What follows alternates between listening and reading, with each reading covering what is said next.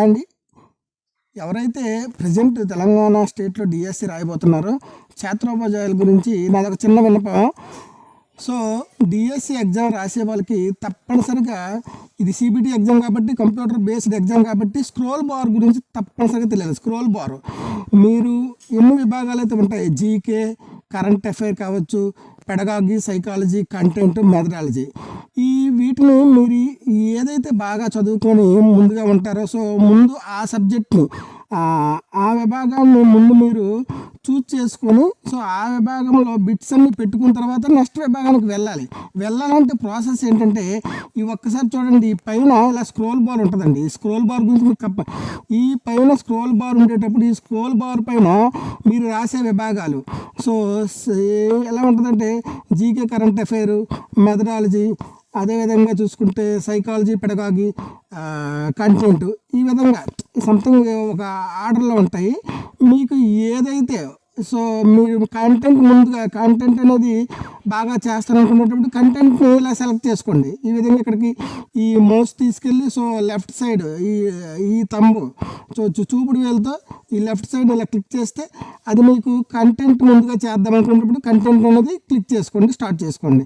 లేదు నేను ఫస్ట్ జీకేకి వెళ్తాను అనుకునేటప్పుడు ఎక్కడో ఒక ప్లేస్లో ఈ స్క్రోల్ బార్ కింద ఈ పైన ఈ జీకే అండ్ కరెంట్ అఫైర్ ఉంటుంది, అక్కడికి వెళ్ళి మీరు క్లిక్ చేసుకొని స్టార్ట్ చేసుకోవచ్చు. లేదు మేము మెథడాలజీ, పెడగాగి చేస్తామనుకుంటే మెథడాలజీ దగ్గరికి వచ్చేసి క్లిక్ చేసుకోవచ్చు.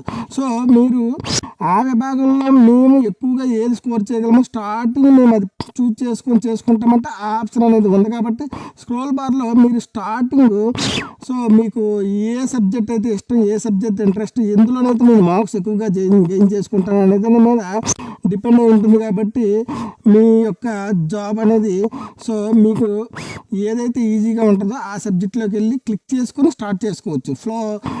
స్టార్టింగ్ 80 మార్క్స్ కాబట్టి 160 క్వశ్చన్స్ కాబట్టి స్టార్టింగ్ 1 నుంచి వెళ్ళాలి అనేది లేదు. సో సబ్జెక్ట్ వైజ్ ఇక్కడ ఇచ్చారు.